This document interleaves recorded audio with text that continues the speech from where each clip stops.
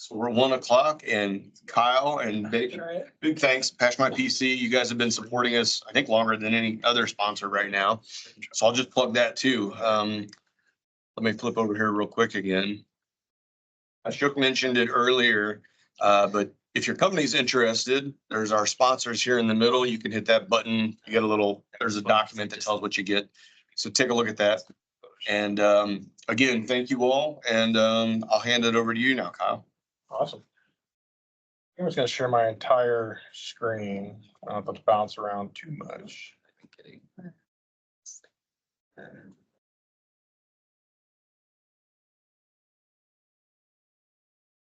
That.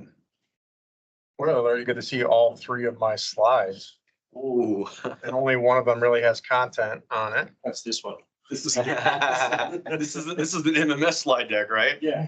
Intro, demo. Yep, you got it. Q&A. Sponsor page. Yeah, sponsor page, that's right. Yeah, so thanks for letting us be a sponsor. My name's Kyle Namowich. I work with Patch My PC. Just give a little background on me. I've got my Twitter or X handle out there, but I'm not too active, so don't expect too much from me from there. I do have some certifications, technical certifications in my background, but the one I like to highlight is my Sunshine Award from my 3rd grade teacher. Apparently I had really great technical computer skills in the 3rd grade, so she made me this special certificate. I like to think it's the only one, so I kind of rest on that as my major award. Were you 3rd grade in 1993? Yep. Kids. And then just a little bit of background before working at Patch My PC, basic, technical system administrator, a little over a decade managing enterprise-wide servers, workstations in a healthcare organization based out of Indiana. That's where I'm from, where I've always been, where I'm at currently. So basically the do-it-all guy for everything, config man, Intune, policy, certificates, application packaging, you name it. In a healthcare organization has all of its fun challenges, right? And then just general facts, big baseball fan. I think I'm the only baseball fan to Patch My PC. I'm slowly planting those seeds though, so I have someone to talk to about it. And then your basic tech, movie, music, gaming nerd, so to speak. Plan for today, I was gonna poll the room. Has anyone not heard of Patch My PC and have no idea what we do? You patch PCs? Yes. Okay. Just mine. Will you patch my home computer for me? Well, we do have a home updater and a new home updater coming soon. Spoiler alert. I don't know if they showed that at MMS or not. So at this point, I think most people have seen like the core of our solution today. I'm going to go over that briefly. I want to spend some more time on Advanced Insights, which is our enhanced reporting capabilities for Config Man currently. It's being developed for Intune as we speak. And then we showed off some stuff last week at MMS.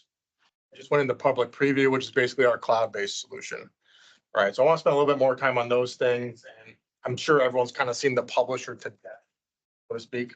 But I'll go over some things in there, maybe some settings or options you haven't seen before, things like that. Kind of kick over to that now. I'll jump into my test environment here.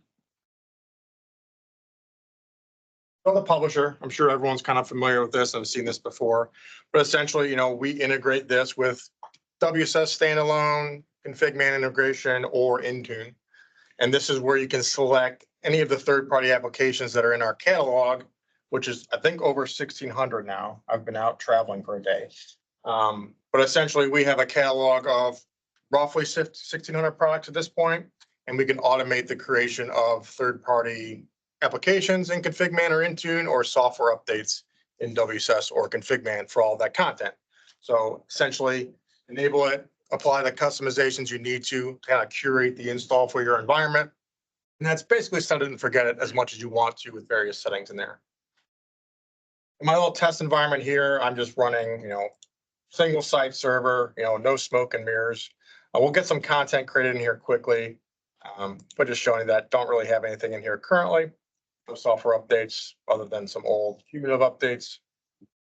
The publisher, if you aren't aware, this little applet has to be installed on your top level software update point in your config man environment. That's because of our integration and publishing those third-party updates into WSS directly.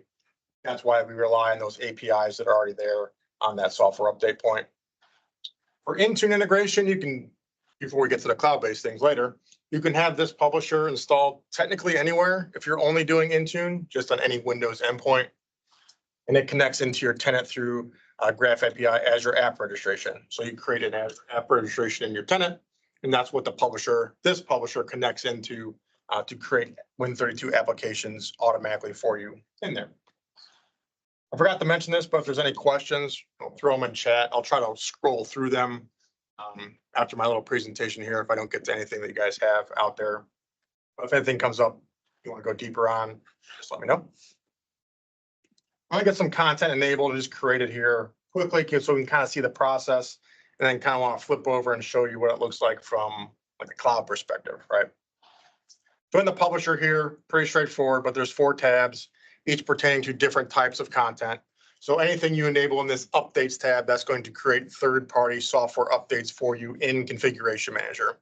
Just like anything you're pulling in from Microsoft or other third-party catalogs, you can use ADRs to automatically create the packaging and adding to the software update groups that you're deploying to keep all those things up to date in your environment automatically.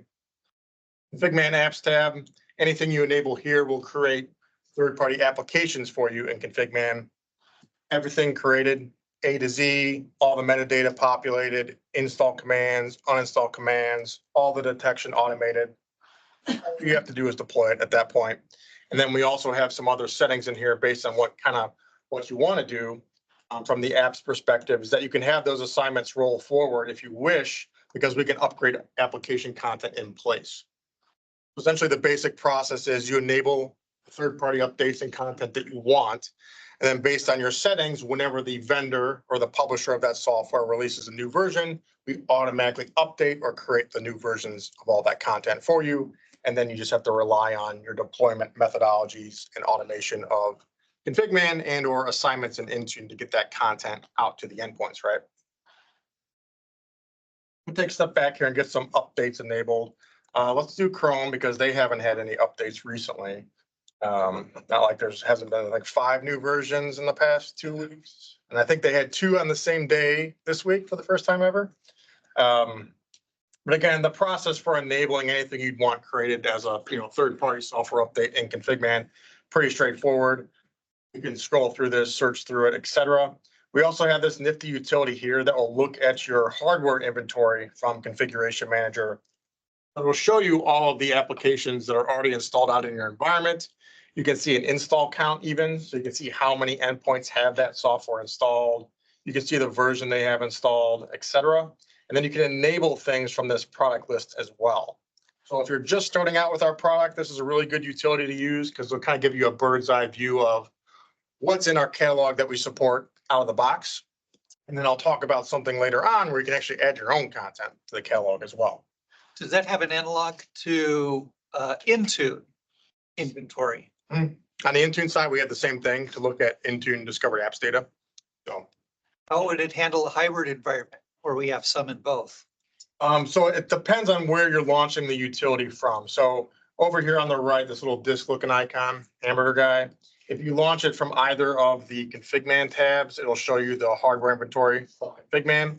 If you launch it from either one of the Intune tabs, it'll show you these discovered apps inventory data from Intune. So it's, depending on what data set you want to look at.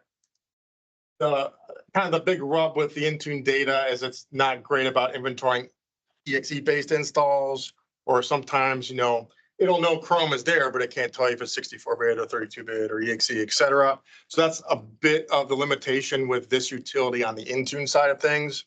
But in the general sense, it can get you a good ballpark of what's there. And then you might have to do a little more digging to see if you need, the 32-bit, the 64-bit. Some things in our catalog even have like the per user based installs in there. The Zooms of the world. If you have those, like user went out and installed Zoom under their user account, we've got that split out in the catalog as well.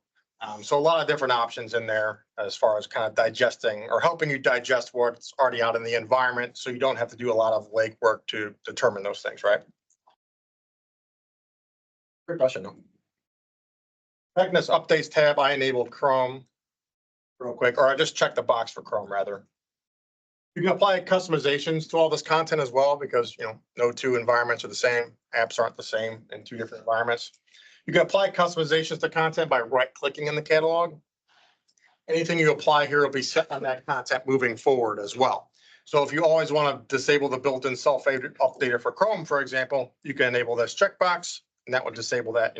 Every subsequent install will have that. The other cool thing about customizations is if you're doing things globally, or like you're always disabling the self-updater, or you always want verbose logging enabled, you can set those customizations at the all products level, and they'll propagate down through the list so you don't have to enable them every single time. Basically a click saver if you think you're always going to be enabling specific customizations. Or if we look at the Intune side here in a moment, you can even set your assignments at the global level to save you some time versus setting assignments on each and every product you're enabling, for example. Would that work in reverse? So if I have every product except one that I want to auto update, can I use that and then turn on the auto update on the specific application?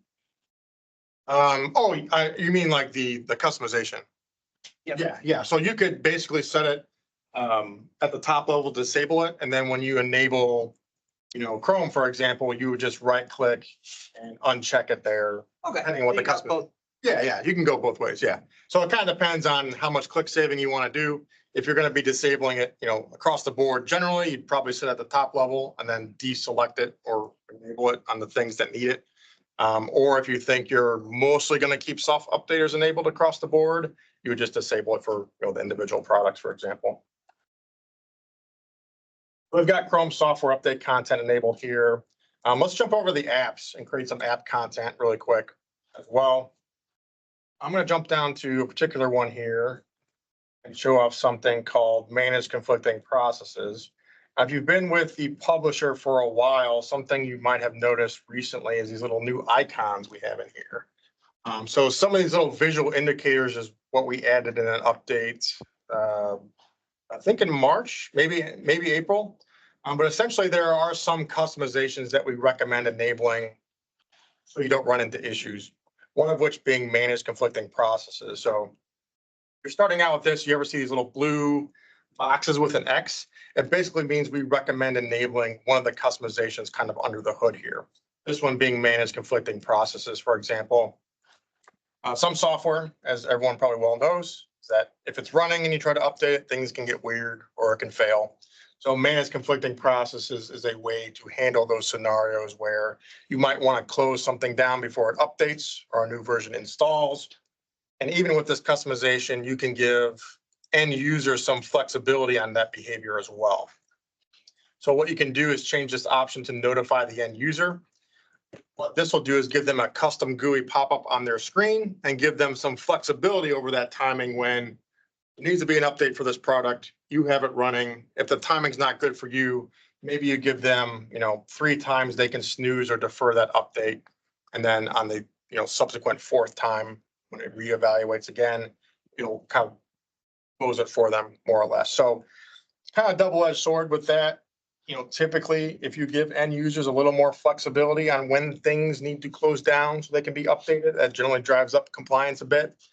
Unless you're just force closing things, which I call the unhappy end user scenario, which I don't generally recommend. But if you want to be super aggressive and just close everything down and get it updated, you can do that as well. The cool thing about this is you can actually customize this pop-up too. We give you this generic kind of animated GIF in here, for example, but you can upload your own internalized branding or imaging, for example. That's typically what I see customers do, so your end users don't kind of freak out. They want to make sure that that pop-up's coming from something internally and not some sort of malicious virus or malware or something along those lines. I don't see this used a ton, but it also supports language localization. So if you do have multilingual end users, they're maybe using a different different language in Windows. Any languages you add to the configuration will be natively picked up. Display the text you see here in that language automatically, which of course you can customize as well. Your GIF needs a cat walking across the keyboard. App cat team. Yeah, that's what they're going now. We're working on we might have some new default logos in here, I think. This one's a little dated. We used to have like the Dunder Mifflin paper mill GIF in there. Oh, yeah? So I have in here actually. Okay. Oh, yeah, I still have it in here. We got in trouble for this. Oh, yeah. We used to have a little Dunder Mifflin one. Copyright thing or something. Well, I'll leave it in. But yeah, you can kind of run wild with that as long as your image or GIF meets the, dimension requirements, right? All right, so we've got Notepad++ enabled as a config man app. I'm gonna jump over to the Intune side and you'll see here the process is, basically the same, right? So these two tabs pertain to creating content and configuration manager. And then these two pertain to creating Win32 applications in Intune. So if you're new to our product, kind of the thing that we see customers get confused about the most is the difference between apps and updates. Ultimately in Intune, at the end of the day, they're all just apps. They're all just Win32 apps, right? So our kind of workaround for that is this Intune update content. And anything you enable here is still going to create a Win32 application for you, but they have some additional applicability scripting built into them that runs as a pre-requirement script. It basically says, is this software that you're assigning installed? If it is it below the version? If so, run this content to update it. If the software is not installed, the Intune update content's not applicable, and it will just report as such.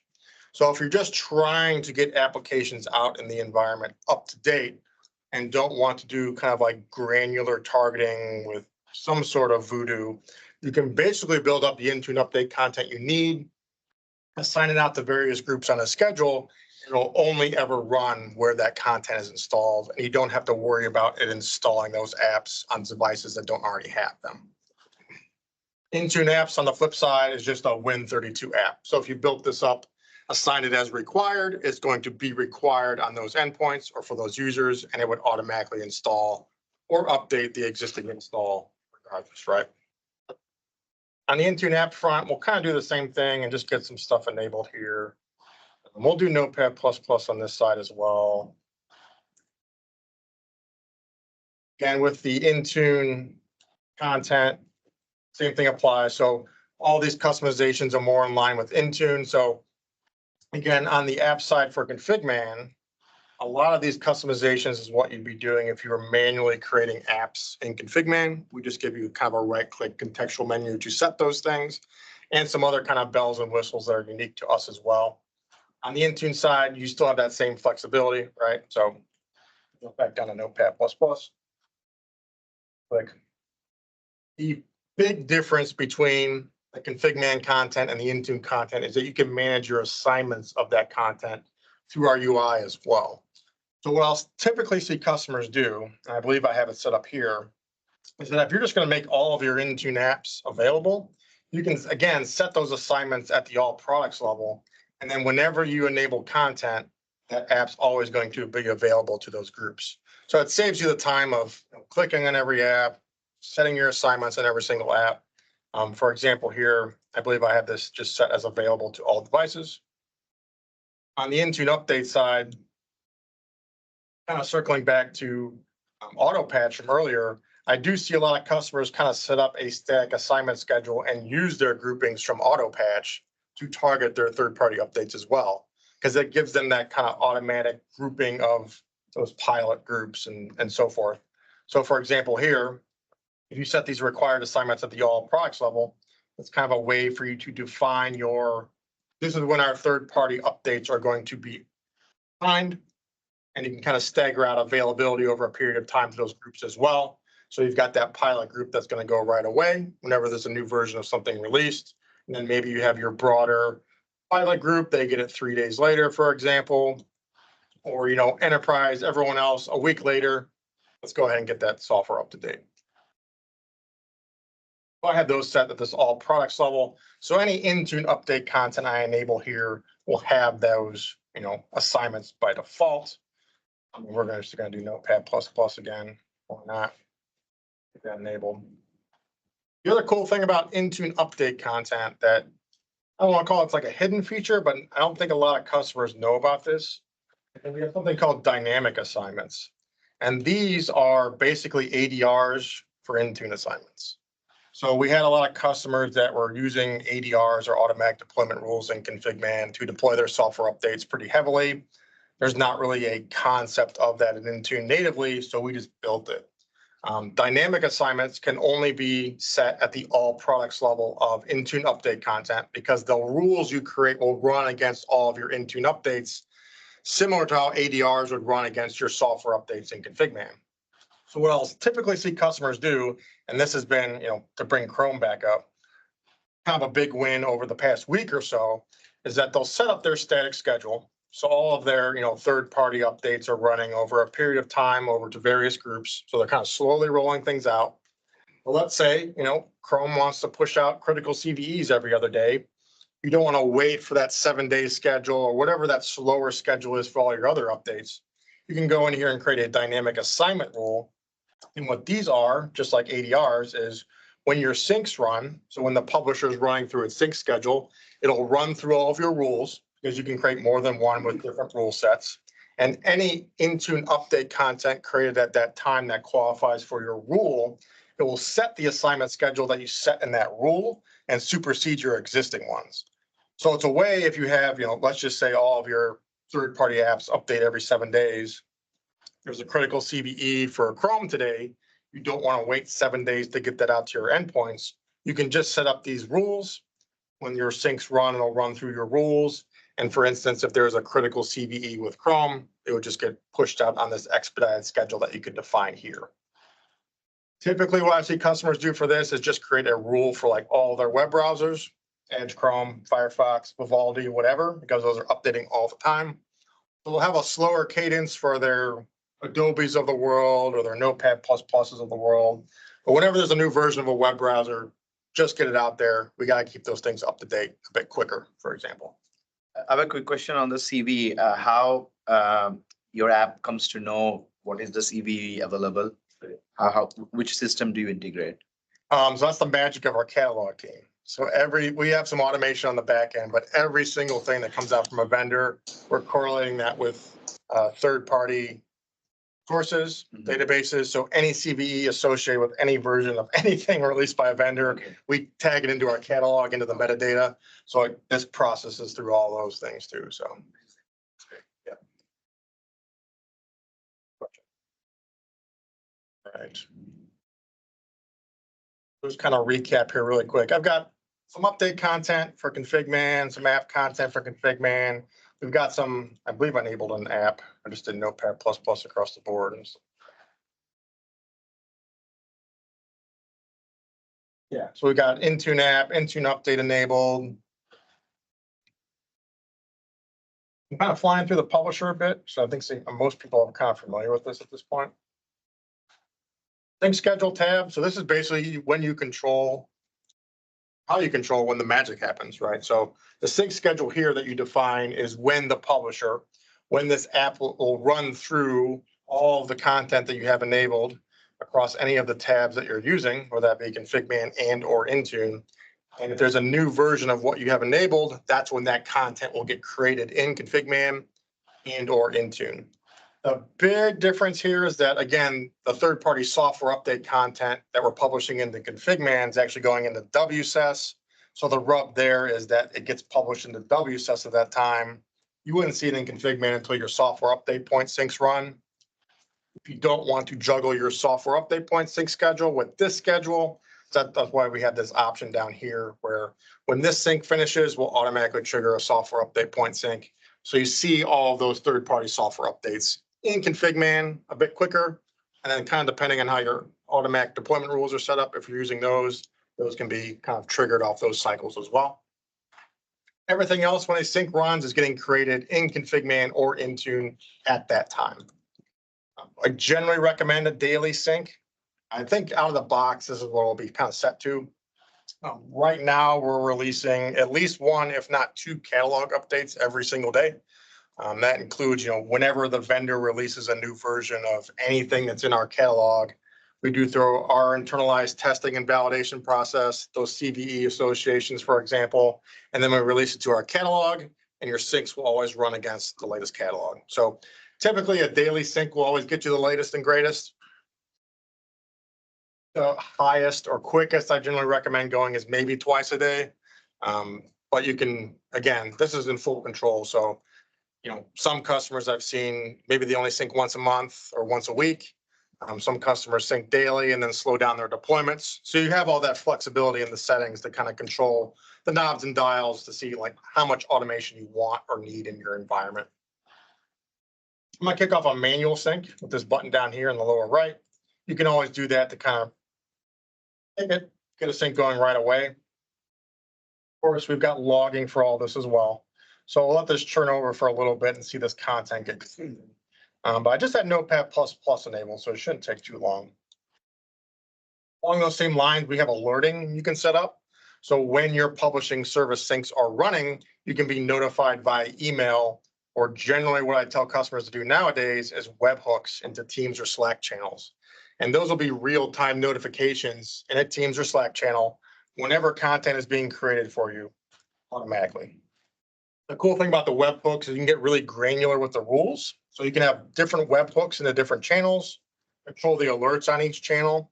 So I have seen customers do some creative things with this where maybe they have like an application testing team. They just want to notify all of those, like all the team they have that tests all the Adobe stuff. Just let us know when there's a new version of Adobe, webhook into their channel, scope down the alerts to just notify them whenever there's a new version of Adobe XYZ. You correlate that with their assignments. So right away, that group of users is getting assigned to them right away. They see that Teams notification, they open up the company portal and they can install whatever they need to test with. So they know when it's available to them to do that, for example. Let me crack open my Teams client here. See how this is going. I have at least one notification in here. Like there it goes. Yeah, so here's an example of, update publish for Google Chrome. It'll give you the version, the name, links out to the release notes, links out to those CVEs. If you want to see what CVEs are associated with that content, they're just a click away. This will just be a real-time churn of whenever content's being automatically created for you, you're notified about it. Email report is the same exact information. It's just one big email versus individualized alerts. You don't really have the ability to scope up or down what's in those emails. It's just a big email, essentially, at the end of the day. So Chrome, update content, publish, Notepad++. Be about done. Put that churn for a little bit. Couple questions for you. Sure, yeah.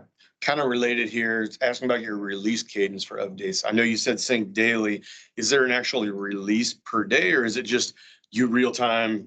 You're always updating the catalog, basically. It's nowadays with the size of our catalog, it's a constant churn for the team that manages that. The short answer is whenever a vendor releases a new version of something in our catalog, we typically have it in there within 24 hours. So it kind of depends on when they release it. Kind of depends on how many new versions of what at that time. So the general sense is, and we'll do out of band. So we did that with Chrome this week, I believe, where if there's a particularly nasty 0 day for something, we'll kind of expedite those things and release out of band catalog updates. The general thing is the last one for the day is generally around 4, 5, 6 p.m. Eastern Standard Time is when our last catalog is for the day, unless something really nasty comes out. Beyond that, it kind of depends on when the vendor is releasing something because there's no set schedule to that. Google could release new Chrome at 8 a.m. They could release it at 9 a.m. So as long as it goes through our internalized testing process, we try to get out there as quick as we can. We have one more question around advanced insights. I don't know if you want to wait. We're not there yet. Yeah, I'm going to show that off in just a second. I think a lot of people have seen the publisher that kind of know the ins and outs of this. This has been kind of demoed to death and it's been at MMS a lot. So I kind of want to show some other things. There's one other thing I want to show in here that's newer-ish. And then I want to spend a lot more time on advanced insights and our cloud-based solution that we launched in the preview last week. But this sync has finished. I kicked off manually so we can see some content in here. We'll take a look at that here in a second. One other thing that's kind of cool that we launched, I think it was like the quarter of last year, is the ability to do like a selective sync. So I'll do that really quick. So in this, we'll create a Chrome app in Config Man. But we had a lot of feedback in, at a certain point, you might have hundreds of apps enabled. You might have 300, 400, 500 software updates enabled. If you run a manual sync, it's going to run through everything that you have enabled to see if there's a new version at that time. But with a selective sync, let's go back down to Chrome here, for example. If you right click on something, maybe you're enabling it for the first time, or maybe you only want to sync like a new version of one thing right now. You can right click on it, do the selective sync that's down here towards the bottom. And if you enable this and go run a manual sync, you'll only sync at that time what you selected that selective sync or that manual sync on. So it's a way to sync particular content into your environment a bit quicker without having to wait for your scheduled sync. So this is typically a big win for maybe you're a larger org, maybe you can only sync once a month, once a week. You've got hundreds and hundreds of apps and updates enabled, but you know you have to get that new version of Chrome out there today. You go out there, do a selective sync on Chrome, it would publish it at that time without updating any of that other content that you have kind of churning through your normal syncs. That's a newer-ish thing. Like I said, I think at the end of last year, quarter 4-ish, we'll release that. The last thing I'll touch on in here, actually, we'll probably talk about advanced insights and then come back to this, is the ability to add your own content to the catalog now. Actually, let me show this content just as it got created, and then we'll talk about advanced insights, and then I'll handle all the cloud stuff. So if I go back in the configuration manager here real quick, do a refresh. You can see that Google Chrome software update content got created for me. And at this point, this is just like any other software update that you have in ConfigMan, where you could use ADRs to bundle that content up, get it packaged, add it to SUGs, and deploy that on a schedule that you see fit, right? We tag everything created by the publisher with a vendor tag of Patch My PC.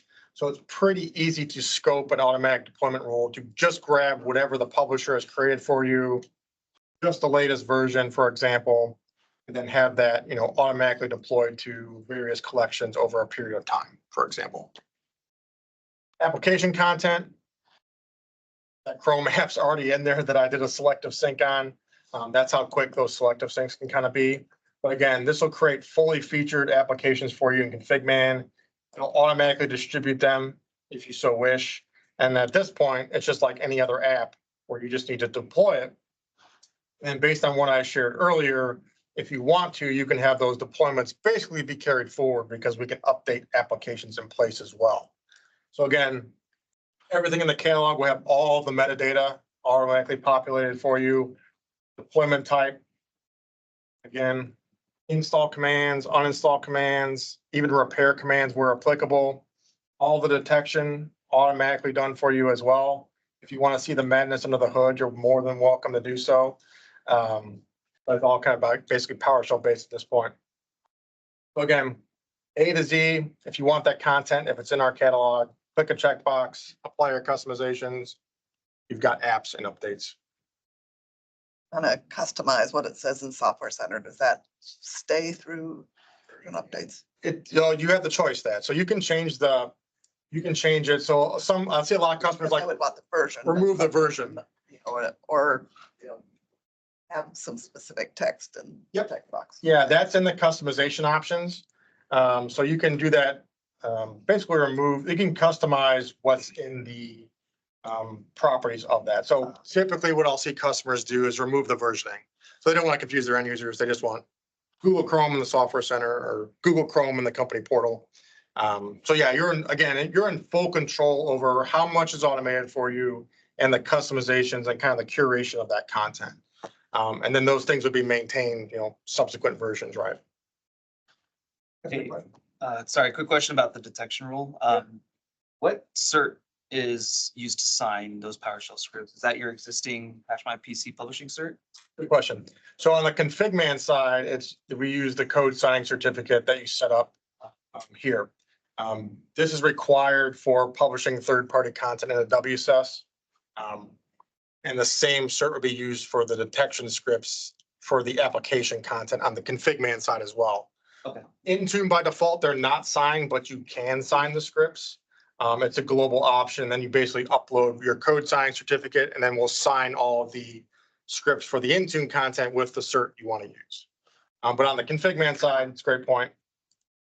Everything is signed with your code signing certificate that you set up within the publisher. Thank And you. you can, yeah, it's a good question. You can, again, flexibility with this, like if you want to use your own code signing certificate from internal PKI, you can use that. We can generate a self-sign for you if you want to use that. And then config man can even do this for you if you want to let config man create and manage that cert. Config man can even distribute that cert if you're using SSL, things like that, like if you go out with machine policy, or you might have to use like a GPO to distribute it. Question? Thank you. All right, you're welcome. All right, so we got that content created. Let's jump over to Advanced Insights because we had a question about that. So Advanced Insights, this is our additional reporting capabilities for Configuration Manager dataset. Configuration Manager dataset being the key point right now.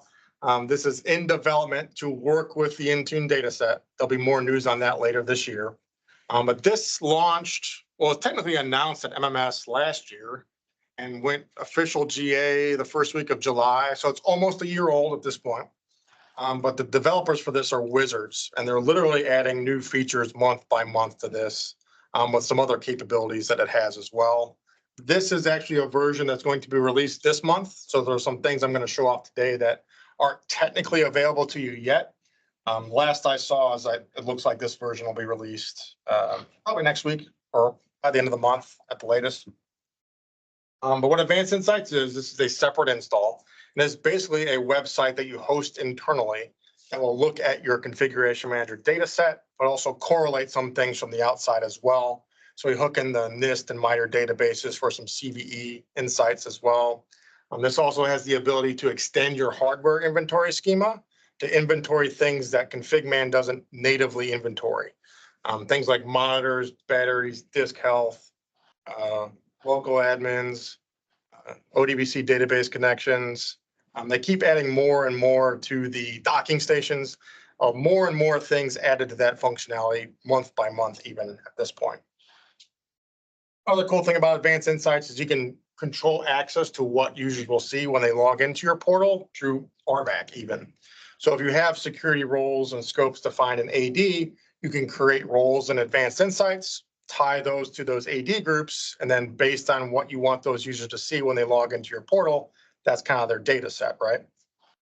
The other cool thing is it kind of gives you this overall kind of top level, managerial, just show me the numbers, show me what's wrong, show me what's good. But you can also drill into all of this and see what's under the hood that's populating this data as well. If you're on the admin side, for example, and want to see some details under the hood.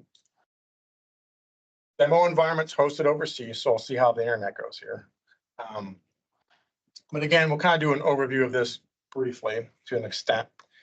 So the home page here, this is kind of your most common dashboards, or just kind of things you most frequently will look at.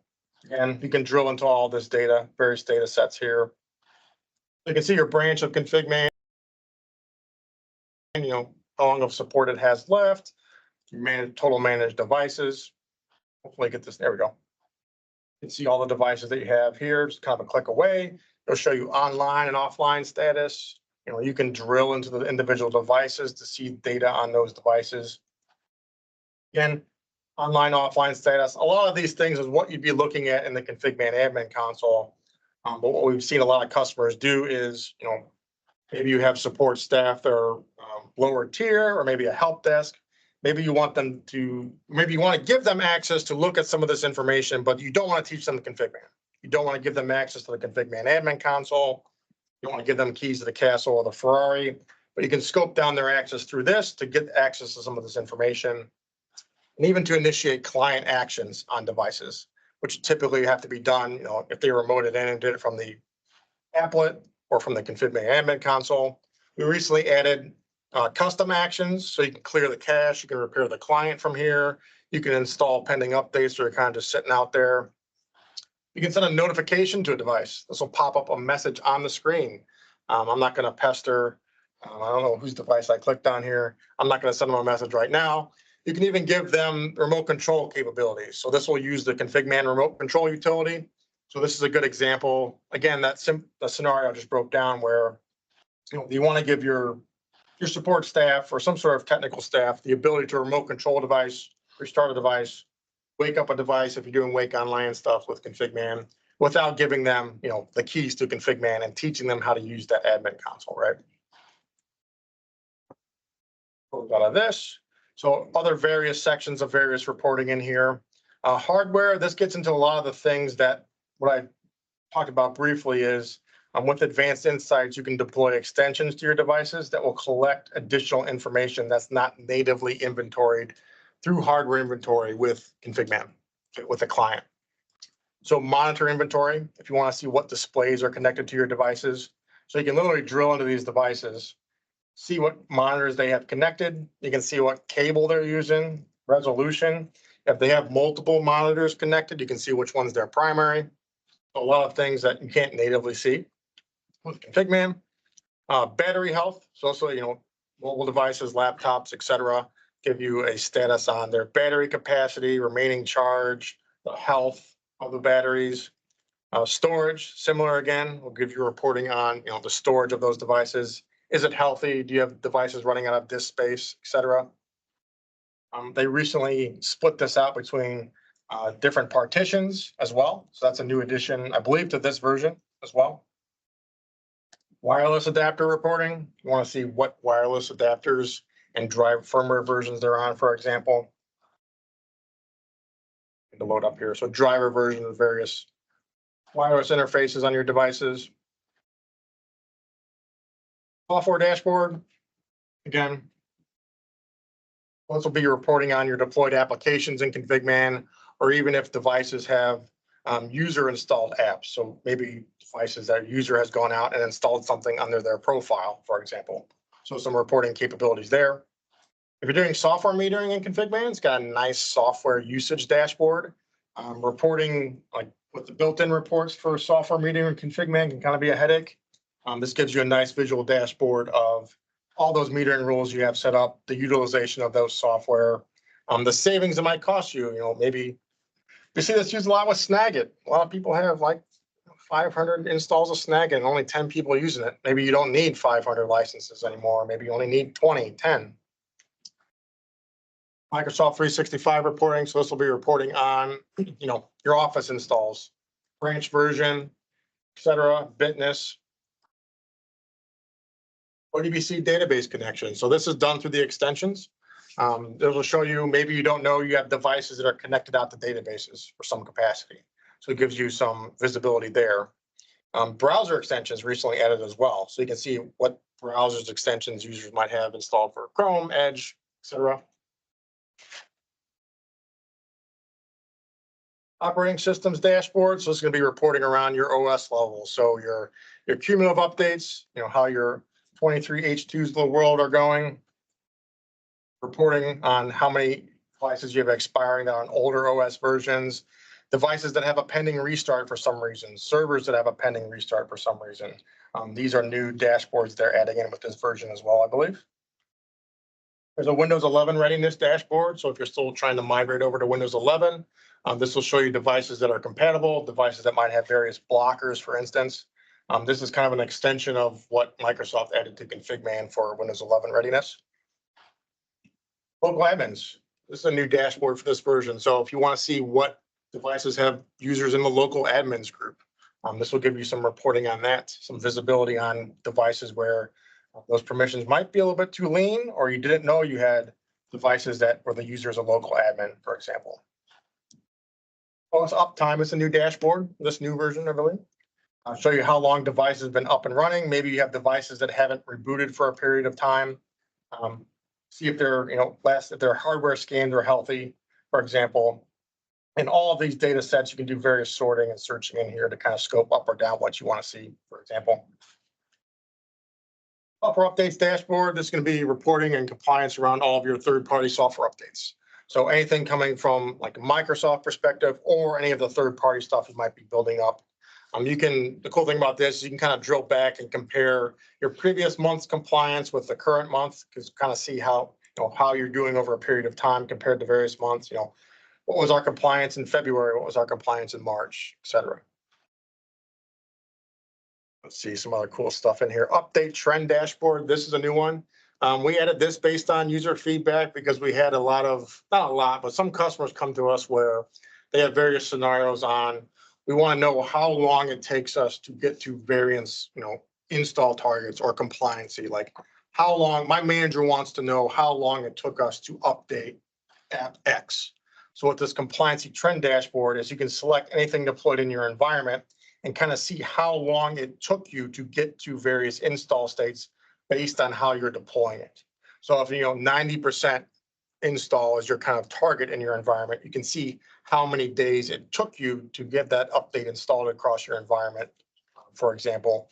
Or maybe you realize, maybe it takes us, a month to get to 50%. Maybe you have to readdress your software update deployment settings or your application deployment settings to kind of get those compliancy things kind of kicked off a bit quicker, perhaps. Got a question. What actions do we have available? Is it only export to CSV? Or are you able to do things like send restarts or run scripts on assets? Yeah, so no capabilities of running custom scripts yet. That has been discussed. You can export all or any of this data to CSVs if you want to do any of that. So I think that covers that question, but any of this data you drill into, you can export any of these views to just a CSV file to your heart's content. The other big question we get around that is like automatic, like sending of reports of this. Typically like what you do with like SSRS reports is, you probably set up subscriptions and someone gets an email and they click on it and they have no idea what it means anyway. There's been talk about adding something along that lines as well.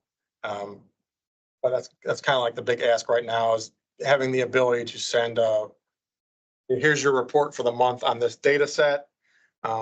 The common response from the devs in that regard is if you want to see that data, you can just log in and look at it now. We don't have to send you an email that you're not going to look at anyway.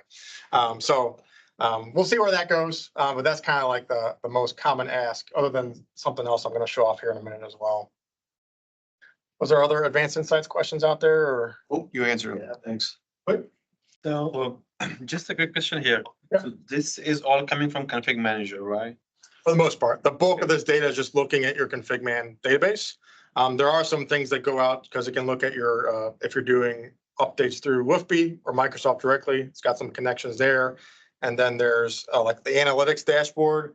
So this will get you your vulnerability exposure on all the stuff in your environment, whether that be Microsoft updates or your third-party exposure. Some of this hooks into outside entities as well, NIST, things like that, to correlate all that scoring of those various things.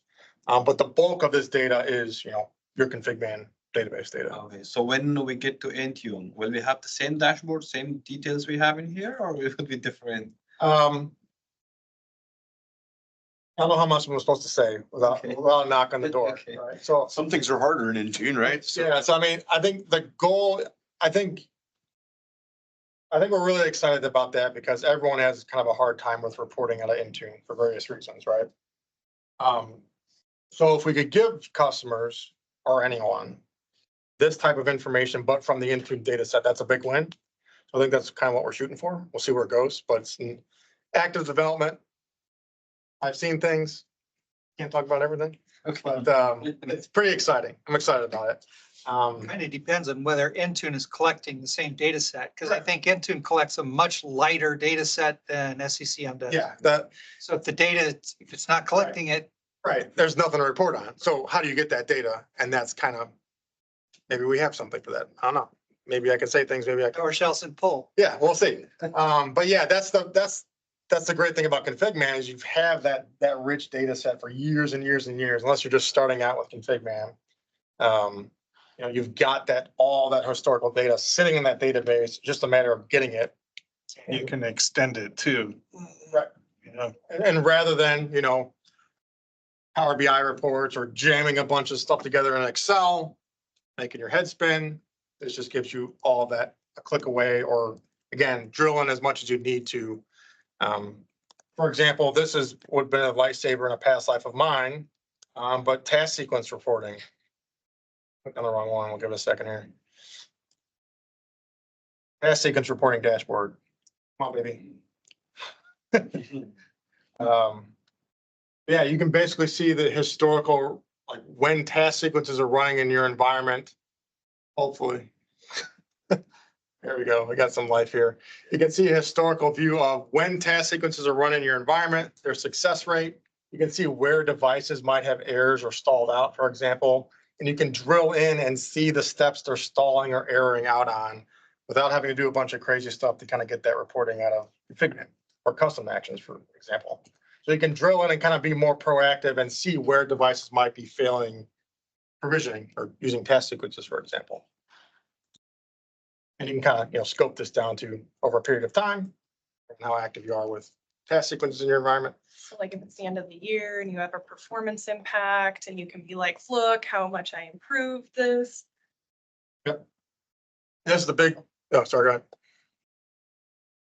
A couple of questions that sort of led me to one of mine, which was for patching. I know that it shows if a system needs a reboot, if there's a error related to patching. Up at all. In terms of like reporting on whether or not like the updates you're deploying are successful. Yeah. Did they fail? Yeah.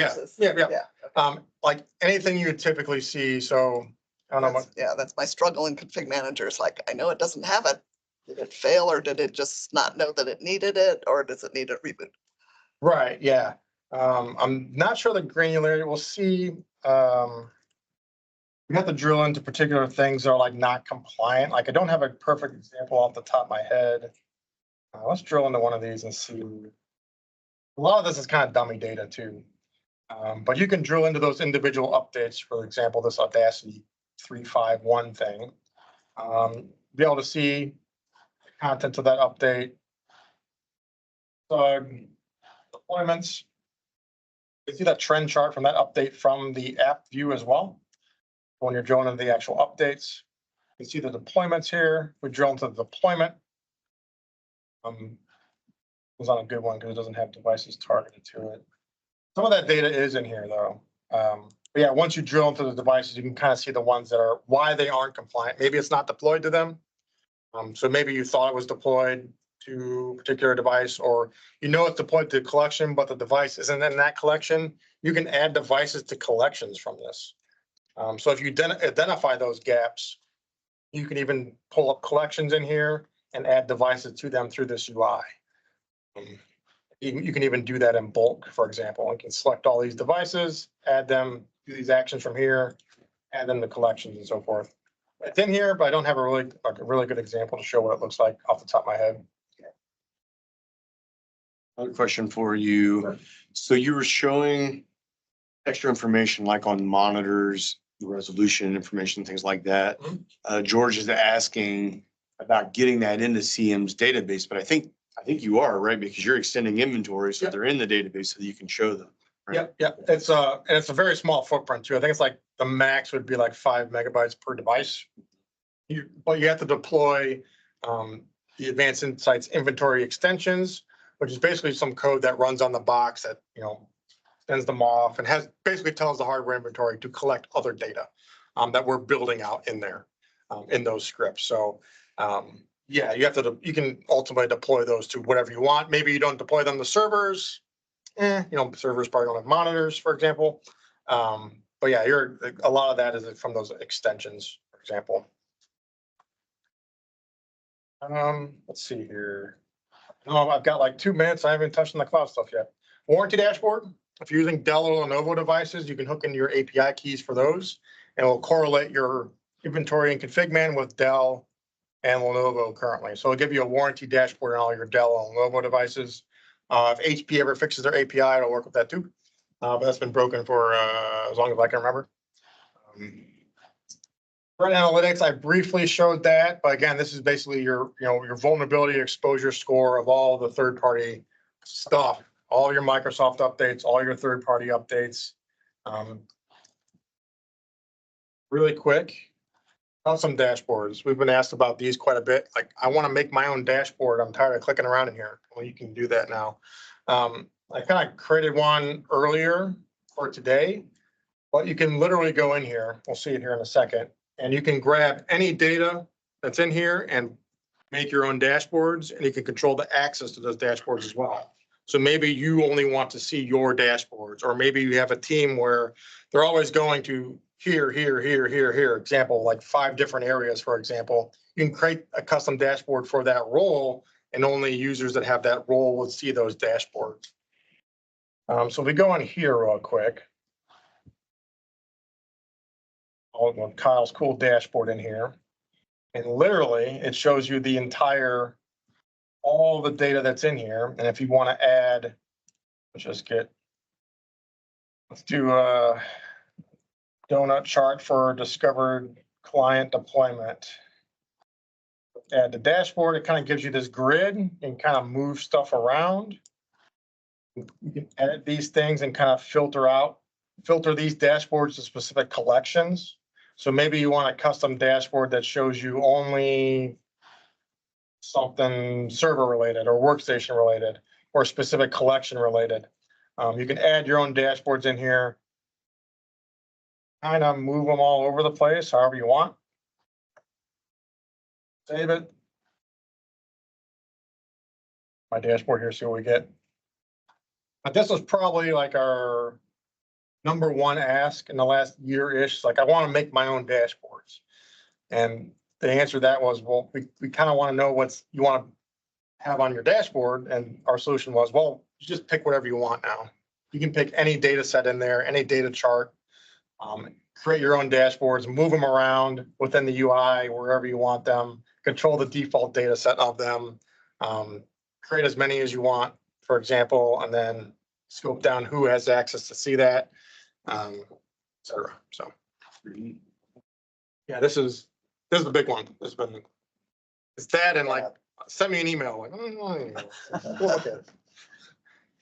Boss wants to know if this is good or not. Well, just give him scope down a view for him. He logs into this. Yeah. Yeah, so.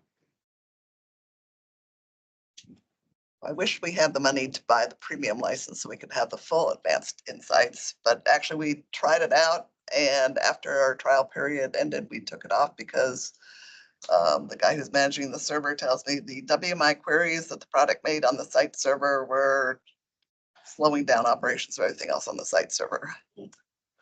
Need to add another. So if they're- Provider. Well, I mean, we like to talk. Because I want them to install patch insights, and they're now afraid to install Oh, patch yeah. insights because of that experience with advanced insights. Yeah, I'm technically out of time, but yeah, there's another subset of this called Patch Insights. This Advanced Insights is under our highest subscription tier. Patch Insights is basically included with every subscription tier. It's basically like the software updates. It's basically this. I can log in and show it, but That's take okay. a time, yeah. No, I mean, if you did have issues, we'd like to work with you on that. though. Okay, Make all sure right, there's well, not. that's what I sort of Yeah. hoped. Yeah. Did we ask anybody? Yeah, definitely reach out. The AI guys are wizards. They're way better with SQL than I am. So there's a lot of things that could be going in there, but yeah, definitely reach out. Back Yeah. on, we'll see if we have trouble then. Yeah, get it back in there and then we can work with you and get you another trial or something. Whatever. Well, right? I Always mean, happy with that. for now, I'd be happy with the patch insights, and then we can. Especially if it, because I think it looked like, in the webinar I watched actually just on it looks like that would help in figuring out why systems aren't getting patched. I mean, you can technically install it anywhere too. It wouldn't have to be on your, like, you can have it on your own server as long as they can get to your config man database. And I'll have to find out what server they installed it on. Yeah. I mean, it's hard to, like, I've seen it kind of all over. A lot of customers install on their site server. A lot of customers had their reporting services role split out on a server. They install it there. You're essentially hosting a website internally. So it's wherever you need it. You can even do, like, you can do CNAME stuff for like wildcard search now. So you can call it whatever you want. You can call it bobsreporting.com. If you want to simplify. So previously when it first came out, it had to be like the host name of the server where you're hosting it from, for example, but you can use CNAME aliasing in the search now. So fun stuff like that, but yeah, definitely reach out, or I'll throw my email out there, reach out to me and get something, schedule a call and stuff, take a look. I'm way over on time. I want to touch any other questions lingering out there on this? This can also be shared like the way you showed on in Teams or through email, the dashboards? No, so that's kind of what we get asked about in terms of like, send me an email report of this data. Right now, the dev's answer is, well, just go log in and look at it. Don't wait for that email, or don't get out of the game of, I have to ask admin to send me an email or send me this report. You can, like I said, with RBAC scoping, you can create roles in this, You can view. assign those users to it. When they want to see whatever, just log in and see it. And you can control what they see. And you can even scope down I've seen customers that do like a server workstation split. So they have their server guys only want to see the server data. So they log in, they scope all the collections down, or all the data by default to server collections. Things like that. So get them what they want to see quickly without having them to ask for this or go out to some SSRS report or Power BI report or et cetera. But we get asked about it a ton. I don't know what the devs will conjure up. We kind of thought custom dashboards was a bridge too far, and here it is. So again, even technically less than a year old from GA release, so constantly being evolved on. Briefly, I want to touch on our cloud stuff. Simplest sense. So two things. One is in GA, and that's called custom apps. And that's literally the ability to add, I forgot to show this earlier, but we created an app out here in my tenant. Yeah, Notepad++, an update for Notepad++. So these were created earlier. Custom apps is the ability to add your own content into the catalog. So if there's something not in our catalog of 1,600 apps for reasons, Adobe Pro, Creative Suite, Creative Cloud stuff, customers are now creating Adobe Pro installs with this. So if you have an MSI or an EXE, you literally upload it and we'll add it to the catalog, and then it'll show up in here, the publisher. It'll show up under all custom products here for you to enable, and it creates the app for you in Config Man or Intune. Really quick demonstration. I have like an MSI ready to go, but once you create your cloud portal, so it's the first endeavor of our cloud hosted solution. The other part here I'll touch briefly on. You create your customer portal, you can govern access to that, so you can control who can log into it and create apps, or you want to be a global admin on it. You go in here, you add an app. It's literally as easy as you can drag and drop files in here. For the sake of screen share sanity, I'm just going to select one in here. So we've got an ROI utility. I'm going to select an MSI. I'm going to do a hash check. I click next. Since it's an MSI, it's going to extract a lot of this information from it. If you're using EXEs, some of this stuff you have to like manually populate, but we've got some scripts that can help you identify what you need to put in those fields. This is an MSI, so it grabbed all this, even grabbed an icon out of it. Hit next. It's going to automatically give you silent install parameters, WID for detection, all this information. I click next. Give me a nice little summary. I'm going to click create. Boom, I've got my new custom app. So my little return on investment tool. I'll pop back into the publisher here. Hit this little button down here. It's like a little sync with my cloud portal. And we should see it show up in here. There it is as an app. So if I want that in Config Man or Intune, click a checkbox, creates the app for me. And all I have to do is deploy it. Now, the other fun stuff.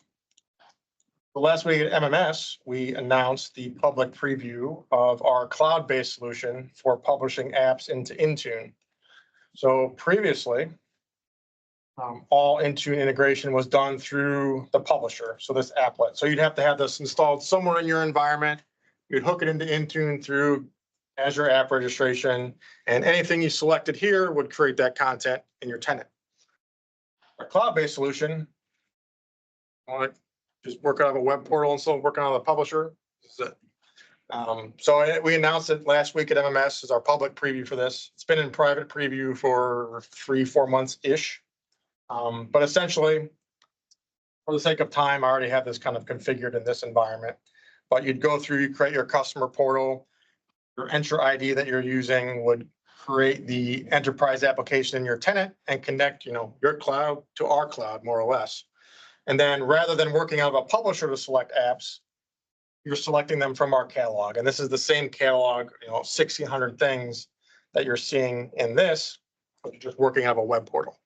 So it's a huge win for, we have a lot of customers where, you know, this publisher has to be installed on an endpoint. You can't have multiple users in here at the same time. If it's on an endpoint that's shared, you know, multiple access to it. With a solution like this, you can do all that work out of a web portal. Just like the custom apps thing, you can govern access to this, who can do what in here, for example.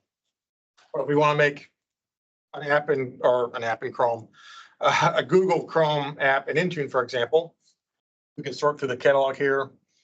If you're doing custom apps, you can do like various filtering and sorting in here, because ultimately you'll have one customer portal that'll have all of our permanent catalog and then all of your custom apps in here as well. But let's create Chrome as an app in Intune. We're going to select Chrome. This is a little bit different than how the publisher works. For the sake of time, I won't explain it too much, but you'll basically deploy that app. So a bit different terminology there. When you get to this screen, you'll select your architecture, MSI, EXE, for example. Click next. Here you can add, I didn't show it off previously, but in our basic publisher, you can add your own scripts in the content to be executed before or after something. You can do that in our cloud solution as well. So if you want to run something pre-install, post-install, or your own scripts to uninstall things before something installs or uninstalls, you can do that here. It can automatically automatically populate the parameters here for you. You can add your own additional arguments. Just like in the publisher, you can customize your command lines. So kind of curate those as you need to. Click next. You can add assignments through this. So just like the publisher, you click add assignment. You can add available. So if you're just making it available to groups, you can add it as required, or app update only is similar to that Intune update content, or if you just want to build up apps to update existing installs, you can do that here as well. I'm just going to hit add available. This menu will populate all of your entry groups. So you just select what you need. For example, I'm just going to pick all devices, click save. You can also add in an update as well. So if the golden scenario of when you'd want an app and an update is if you're just making your apps available to end users through the company portal, they'll always have the latest version like selectable for installed. But then if you want to maintain those installs going forward, you'd want some required content running on the back end to update those existing installs. We'll do that here. We'll hit save. So it's going to create this app with an available assignment to all devices and then an update only split out as required to all devices to maintain those going forward. Again, you can change your, available and deadline times here. A lot of this you can do with the publisher as well. I'm going to click next. Give you a nice little overview. Click deploy. This will take a handful of seconds. Cloud to cloud is a bit quicker than cloud to publisher to download to cloud. So it's a bit quicker. And this works differently behind the scenes than the publisher does. In the simplest sense, the publisher does the publisher itself and the code of the publisher does all of the Intune WIM, all of that process. Every single time there's a new version, it does all of that. The cloud is automatically done kind of behind the scenes in the cloud. And then when you're deploying it, it's just deploying what's already been created. So it works a bit differently. It's more efficient in the simplest sense. So we've got that created. If I jump over to Intune here and hit refresh, got Chrome and an update for Chrome like that. So again, I'm way over on time. I have a tendency to ramble, but that is kind of a quick look at the cloud-based solution, right? So again, public preview. So there's not feature parity currently. So there's more things you can do with customizations and settings with the publisher that you can't currently do with the SaaS-based or the cloud-based solution. And we're kind of testing the water, see how it goes, getting feedback, and then hopefully GA release in the next couple of months here for this. But this is something you can try out today, even if you're not a customer. If you just go to portal.passmypc.com and sign up, you can create a trial right then and there if you're not already an existing customer. If you're already an existing customer, there's a spot to put in your license key, basically. But yeah, any other questions? Fire hose of. Got a quick question. This will patch endpoints that might be both a desktop and a server OS. Is there a licensing difference between the types of endpoints? Get a number, honor system. So you only really have to report on the number of endpoints that be using content from. So if you're not gonna patch your servers with content we're creating, you technically don't have to report them in your. Well, if we have 110 servers, but say only 5 of them have applicable software, then we buy the 5 licenses for that. Well, as far as the licensing goes, there's a minimum starting price, which is around 700 total endpoints. After that, it's just $2.50 per device for the plus subscription. The premium subscription that includes advanced insights is like $3.50 per device. And would those licenses care in a hybrid model if we had some of them were on-prem, but then say our desktops are in Intune? Yeah, you just have to report your total. So you don't have to double them up. So if they're hybrid or co-managed or whatever. Okay, so out of those 700, we have 400 that are in Intune and. Yeah, it's just the total number. Yeah. Our security guys who may be listening will be happy about that. Yeah, and it goes without saying, but we do, demos. So if you want to have a more structured demo than this fire hose of information, you can schedule one with us. We do free trials, so you can just try it out for a month, run a POC. We do setup calls, so I'll get on the phone and set it up for you. I'll run through settings, best practices, all that fun stuff. All of our support is included if you're a subscription holder or just in a trial. We're kind of known for our support, for what it's worth. Lots of MVPs on the staff. We're kind of passionate about it. It's a core pillar for us. So support's not an add-on. Like, I love hopping on the phone and just digesting, like, I'm having a bunch of problems in config man. Let's just talk shop for 45 minutes, get you squared away, get the infrastructure sound, and then we'll talk about all the other stuff that's not working.